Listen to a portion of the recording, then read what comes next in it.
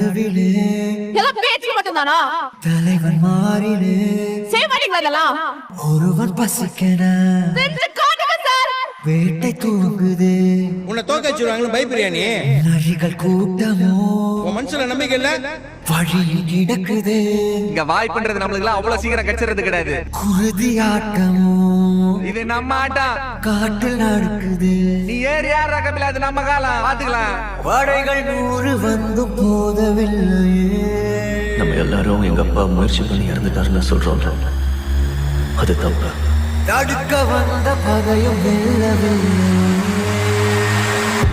என் அப்பா இறந்து போயிடுவேன் தெரிஞ்சேதான் முயற்சி பண்ணிருக்காரு. போர் கண்டு